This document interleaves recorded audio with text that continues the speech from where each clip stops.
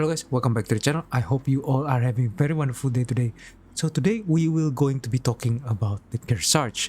Now the Kearsarge is a tier 9 premium American battleship that you can buy in the coal shop. I forget how much coal it is, but it's somewhere around 200,000 plus. So you can get this ship for free. Now, the Kearsarge, what makes it really special? Now, if you look at her superstructure, you can see that it is a flight deck. Now, this ship is actually a hybrid ship that can launch 5 rocket planes every 120 seconds. Now, these rocket planes are the same as Midway Tiny Tims, so it have 1,840 health. Midway Bearcats, so very fast. Using boost, it's about 210 or 200 in the low teens, 214 if I remember correctly knots. And using Tiny Tims with 3 rockets per plane that deal huge amounts of damage. The one single rocket deals 5,400 maximum pen damage with 68mm pen and 33% fire chance. This meant that if say the rocket pens the ship, then you divide the number by 3, so 5,400 divided by 3, it's about 1,000 something, and that 1,000 something you need to also times that with the number of rockets per plane and number of planes, which is 5, so it's about 15 rockets that deal 5,400 damage at 68mm pen. That means that even Kremlin's deck armor, you can pen this easily. So the fire chance is also really great, so you can start fires, deal massive amounts of damage, and yeah, it's honestly one of the best rocket planes in the game.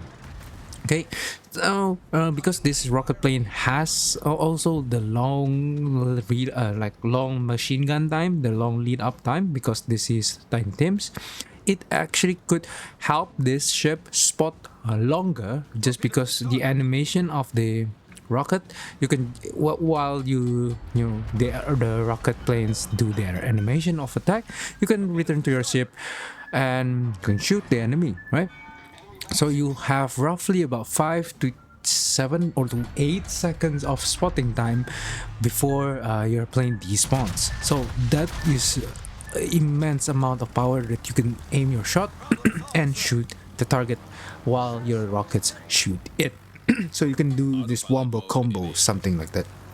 Now you also have 12 406mm guns from North Carolina, so that means that it is actually really slow compared to Iowa's and Montana. So you're not necessarily have the same salvo weight as the Montana, but you still have 12 406mm guns at tier 8. At tier 9, which is really good. Now it has the shells have different speed depending on what you use. So HE is much faster than AP, so if you shoot AP, you will notice that you will need to lead the target more. So it's a bit difficult because changing shell type, you need to change your lead. Some ships don't have this problem, but this ship, you need to do so. Okay.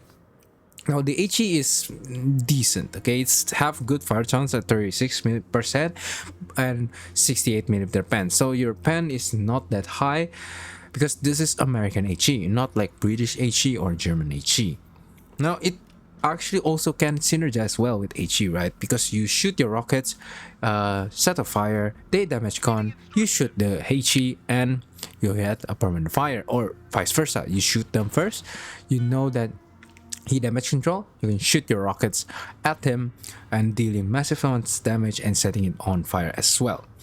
So it's really one of, I guess, the best fire starter if you combine with rockets as well, or comparable maybe to Lion, in my opinion. But obviously your AP is still really good as well because you have North Carolina guns, right? Now it has the third largest HP in its tier. So behind Sovietsky Soyuz and Musashi, we all know that Musashi is essentially a tier 10, sorry. So you don't, if you want to not count it, then this ship is actually the second largest HP. Now, funnily enough, even though it is the biggest Sorry, no, it's not the biggest, but it is quite big, right? It's really massive with with the middle of flight deck. It is actually the in 11th place of the worst concealment battleship, so it's not really that bad, right? Behind ships like Lepanto, Izumo, Pommern, and Musashi, which has worse concealment than this ship. So it's kind of funny that this massive ship actually has lower detectability than a Pommern or a Lepanto. Yeah, the Pommern might be right because of the superstructure, etc. But Izumo and Lepanto, like what? I still don't understand why. Now the 30, it also have a really good speed. Sorry, it's not really good speed, but it's good speed. It's about 30 knots speed. At tier 9, there is a lot more faster ships, or faster battleships in tier 9, but 30 knots is still good comparable to Minnesota, compared to Minnesota, right? And but it has the worst rudder shift, so it's among the worst at 18.4 seconds. So actually I use rudder mod to lower it to 14.7 just because I want to be a little bit nimble in dodging those torpedoes, because the ship only has 24% torpedo protection. That means that if you got hit by a torpedo, it will hurt, right? It will really hurt. Also, it has the worst turning radius, second to worst turning radius behind the Dyson. We know that the Dyson is just a block of brick, and this is no different. It is 1,040 meters, if I'm not mistaken, 1,050 meters. It is so massive. It's a kilometer actually, right? It's a kilometer, 1,000 meters, right? It also have, even though you can see that the flight deck is quite armored, at the deck it's about 38.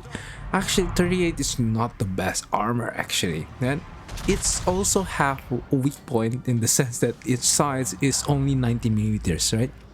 And it is bulky, so there is no chance that AP will overpan this superstructure and flight deck sides.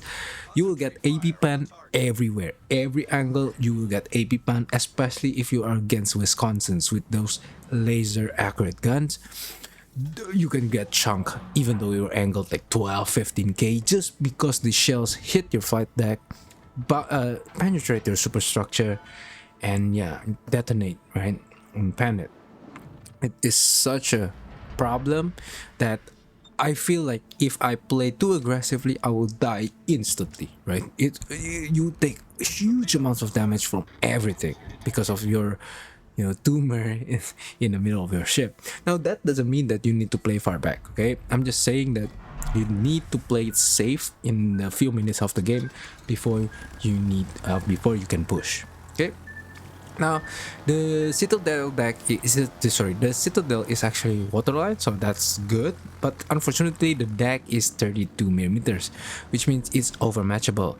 If you are showing your side and Yamato or something hit your your side, it can overmatch your Citadel armor and Citadel U. So it's not really a Citadel proof ship, but it is really difficult to Citadel this. So it's kind of similar to like low tier American battleship, where you eat a lot of damage, a lot of pan damage, but you rarely get Citadel. So it's I guess a boon as well, because obviously Citadel are only 10% healable while pan damage is 50%, but at the same time you need time for your heal to heal you back, right?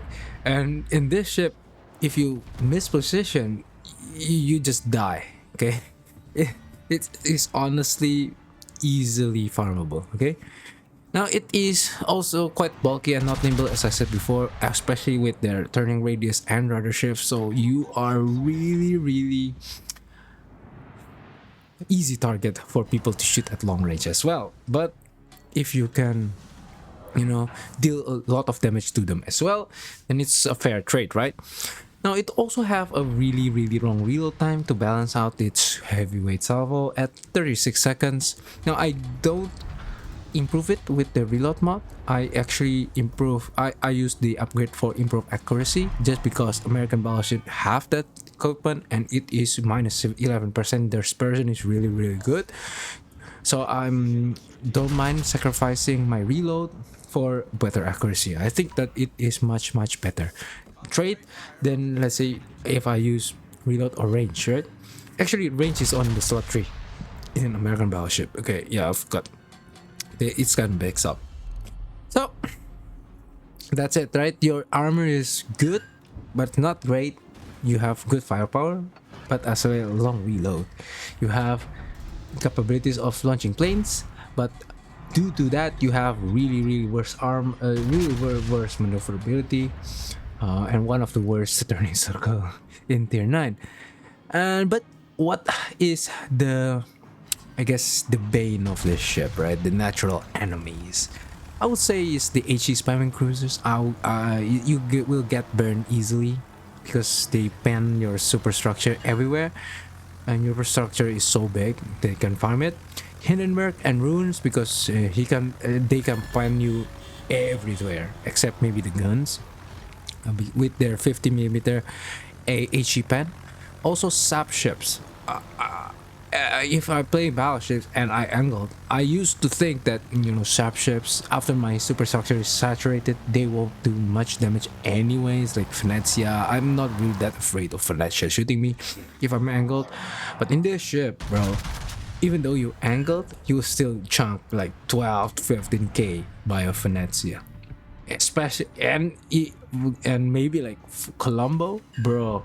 Those ships, even though you're angled, you can get 20k from behind just because your superstructure is so big that every single like Colombo's dispersion hit is still better for you. I mean, like the more a lot of shell or a lot of Colombo shell will hit you and deal a massive amount of damage, right? It's honestly one of the worst ship to fight as sap ships, really, right? UKBB mainline as well, because if you're facing Conquerors, if you're facing actually just Conquerors, Lion not so much, right? You can burn them down as well, but Conquerors and maybe the battlecruiser line like St. Vincent's, or they can melt you. They can melt you. Their HE can pen you everywhere except the guns.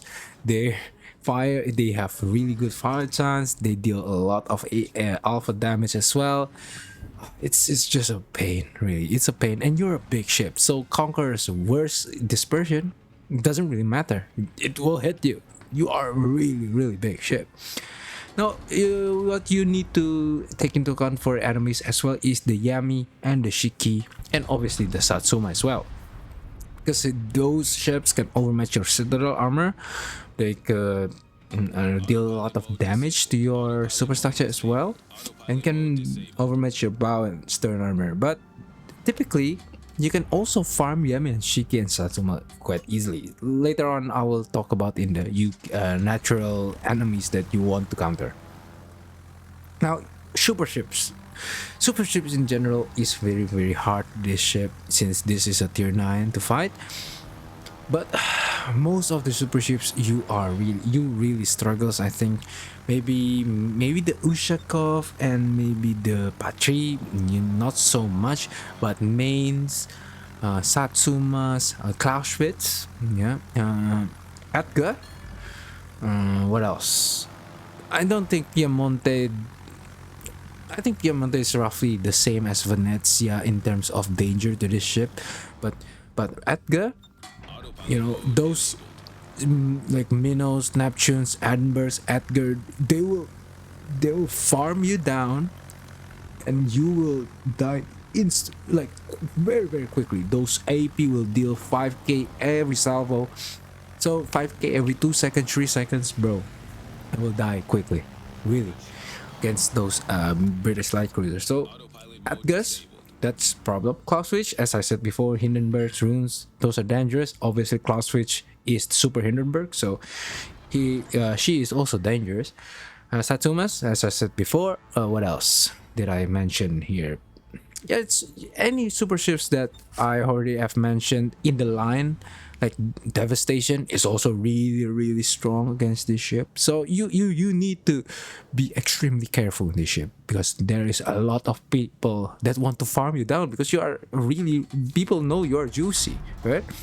But even though you have bad armor, you can actually deal a lot of damage as well to the enemy, right? You have rockets, you have HE, you can combo, wombo, all this. And one of the best targets to farm is actually a Yamato or a Shiki or Satsuma, because they're predominantly stationary, or maybe reversing or moving forward a little bit. They are so easy to farm. You can shoot your rockets, and their armor is joke to your rockets. You can deal 16 to 20k damage if you aim well. Deal a lot of fires. You can shoot HE at them as well to burn them down. It's such an easy, easy battleship to farm.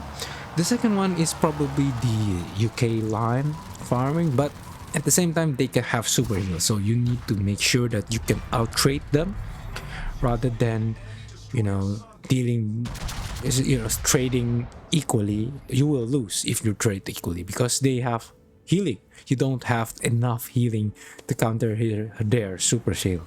So UK battleship is the second enemies that you can really deal a lot of damage to.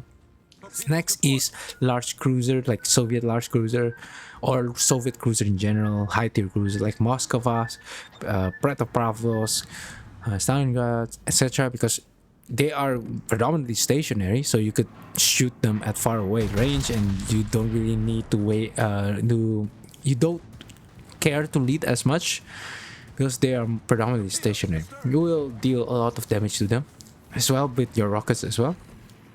So that will be one of the greatest counter to maybe like Stalingrad, right? One Moskva, those heavy cruiser that have very good armor, right?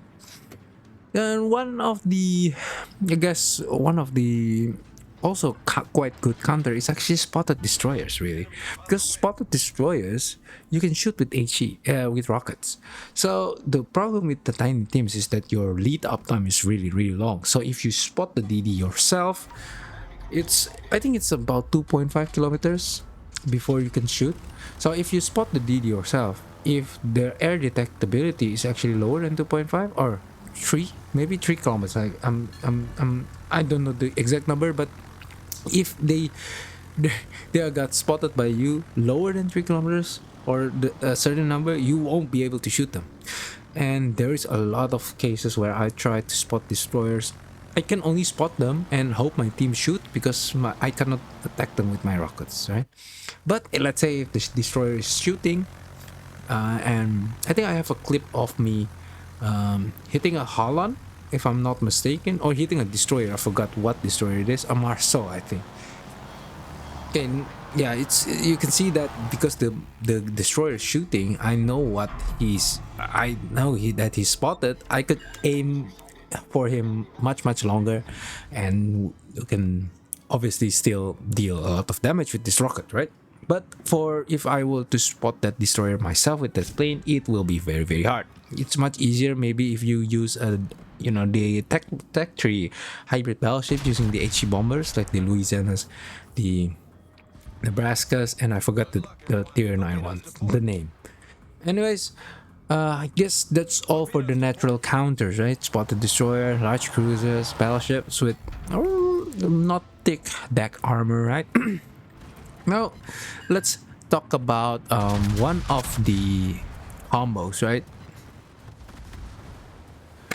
So I guess that is probably all for this Kearsarge review. What is my conclusion on this ship? It is pretty powerful, but at the same time it's really hard to master, right? People say it's powerful, you should buy this because you have powerful rockets, you have powerful guns, but when they play it, they find that they die quickly, and they try to play it like as a carrier and doesn't really achieve that much.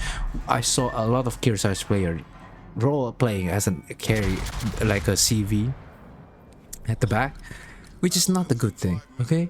And honestly, I understand that this ship is actually quite hard to play effectively, even though it's quite strong. Its weaknesses is a really like a really punishing if you don't off position yourself well, you don't manage to read the route of the battle well. So overall, I don't believe that, because many YouTubers actually recommends for you to get Kearsarge. I don't believe that you should get the Kearsarge if you are, average to low players, or you don't want to feel, you feel that you don't really good at the game, because this ship is not easy to play, really. I would just get maybe in tier 9 premiums, maybe Azuma is much better for me, maybe. Or I don't have Azuma yet, so I haven't played, but I don't know. But I think the gameplay is much easier than the Kearsarge, and or maybe the Napolis, right? The tier 10 Italian cruiser. It is much more fun than this ship. So overall, yeah, back to the conclusion, I'm not really that in recommending of the ship. I honestly don't really like the ship as well. It it takes a lot of I guess positioning and luck, and also maybe I'm just not good enough. Maybe that's why, because I have a lot of games where I die early. I have a lot of games where I can survive and deal massive damage. So it's like a high risk, high reward gameplay. Those kinds of stuff, which is really not easy. Right? It's not easy. It's matchmaking dependent, etc. And I actually need to rely on my team, like my destroyers, to not die early, because if they die early, I know that the game will lose, right? I don't. Recently, my destroyers in my team, they either die early or the enemy die early, so it's been either we winning or we losing immediately. It's a really weird games right now. I don't know why, but DD player nowadays, lots of them try to suicide everywhere. Anyways, that's for my rant. I will also post one of my games, or two of my games actually, in Kearsarge next to tomorrow maybe, where I dealt about 100 plus damage, which is already really good result for me. I know it's not that huge, like 200 something k, but I think for me at least, it proves that Kearsarge can still can deal damage. But I also put you a clip of me failing tomorrow as into tomorrow video as well, so you can get the high end and the low end of the emotions. Anyways, that's all for this video and this review. Please subscribe to get to watch that gameplay right tomorrow. Anyways, I'll see you guys next time. Bye bye.